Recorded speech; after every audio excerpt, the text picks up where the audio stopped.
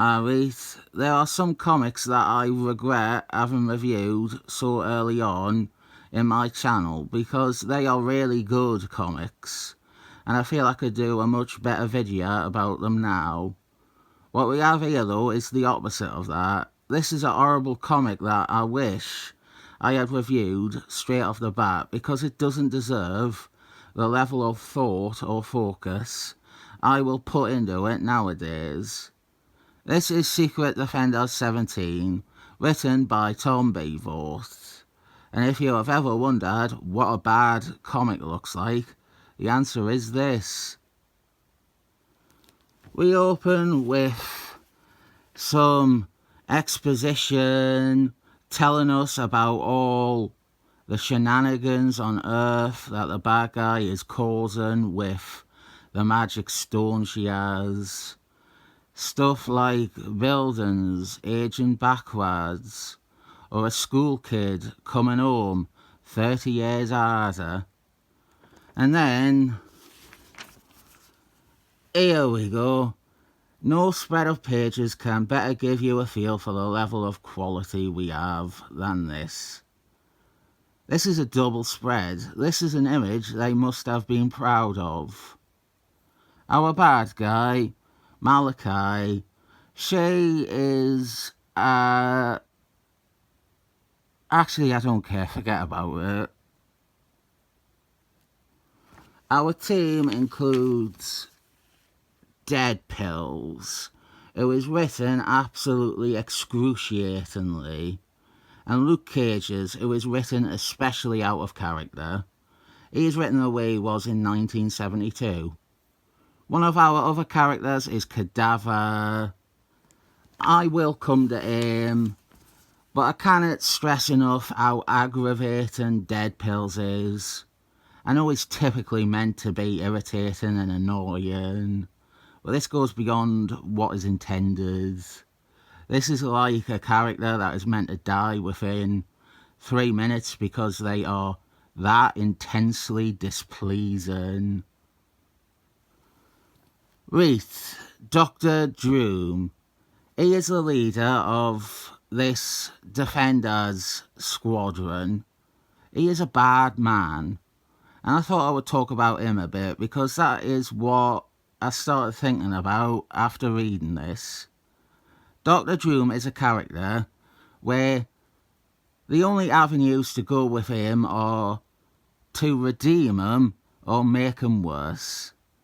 This goes for the latter, but before this we had Marky Mark J and Roger Thompson both trying to do the other one.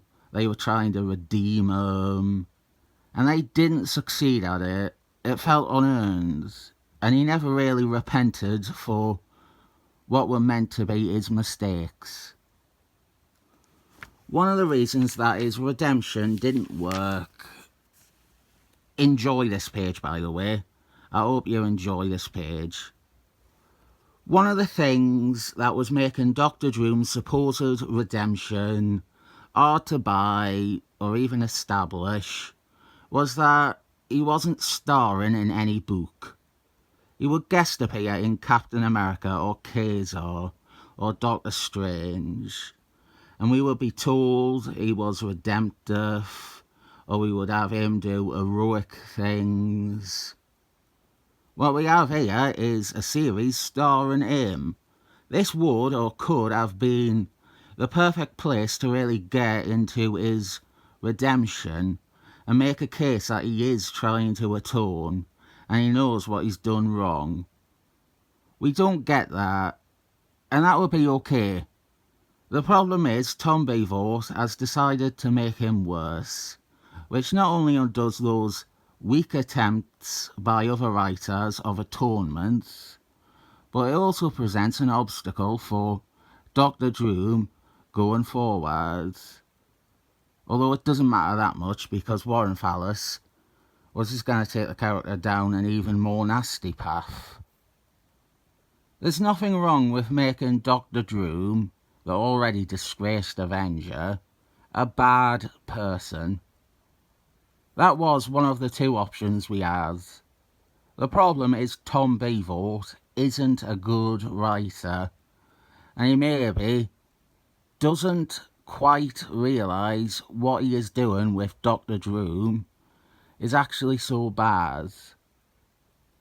We have got a lot of self-insert with his Dr. Droom and rape fantasy, and he can present as many vague moments of morality as he wants, but he does seem to also want to end each story with Dr. Droom actually being right and being the hero and being persecuted by the other heroes. It is, well, let's just say it, Tom Brevoort as a writer is underqualified to do a story as complex as the main character is a repeat rapist. I wouldn't even want him editing a comic with that as its main conceit. There's maybe 3 writers who could do that without raising too much of an eyebrow. And I don't think Albert Moore is ever going to come back to Marvel and write Dr. Droom and the Secret Defenders. Here is Cadaver. Cadaver is a bad character, but also one of the least annoying here. His badness is in unoriginality and lack of personality. He was introduced last issue. I glossed over him. There's just not much to say. He is a teenager who was murdered by Malachi, but then he was resurrected and given a magic sword. He appears throughout this run. He has one appearance outside of Secret Defenders, and it is in a humour strip in a Hulk comic where Hulk kills him. In part 1, I think it was part 1, I discussed how this team began in Kazar, and how the lineup was originally Dr. Droom, Sepultura, Living Mummy, and Orc the Slayer, and then for this series we dumped the latter 2, Living Mummy and Orc the Slayer. I don't understand why you would get rid of Living Mummy when you're introducing a character that is basically just the same as the Living Mummy. On this page we have the villain use her control over time to age Luke Cage's backwards. We see his original costume, and then he is back before he even had powers. Maybe this is why throughout the story he has been written like it is his first few issues. Maybe you're a bit annoyed that throughout the 3 parts I have barely discussed Malachi, our villain. And the reason for that is about halfway into this issue, Deadpool stabs her in the back and she dies. That's it. That's the villain dead. And there's still half a comic left. This is the page that got me thinking on Dr. Droom though. Dr. Droom grabs the magic stone and he thinks to himself that he can use it to fix his past. He can make it so that he can fix things with Sepultura, the Avengers, etc. Before he makes an actual decision, Doctor Strange shows up to take the stone from him. Now the thing is, we don't close Dr. Droom's ideation. We don't come back to it. From what we read, he would have just used this stone if Doctor Strange didn't show up.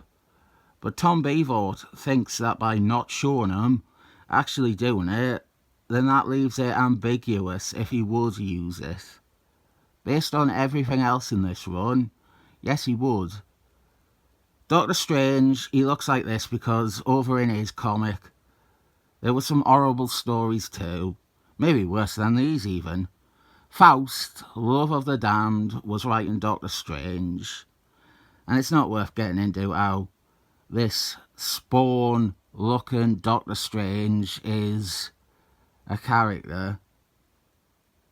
Now the Defenders fight Doctor Strange, and it's shit. It's not reasoned enough why any of these characters, Dead Pills or Luke Cage's, are taking Doctor Doom's side in this fight. The best we can say is more mind control. But Luke Cage's, for example, knows Doctor Strange. And even though he looks different, Luke Cage's would know Doctor Strange is probably in the right. Luke Cage's is not aware of all the shit that is happening in Doctor Strange. To him, this is just Doctor Strange in a new costume. In the fight, the stone is destroyed. Doctor Doom uses it to destroy itself. Is this redemption? Is this actually answering our question if he would have selfishly used the stone? No, because actually, the writing is that he destroys the stone solely because he ate Doctor Strange and doesn't want Doctor Strange having it. He does this selfless sacrifice of a MacGuffin that he wanted to use to spite and upset Doctor Strange. And here he is, swearing he will get revenge on Doctor Strange. Like a fucking supervillain.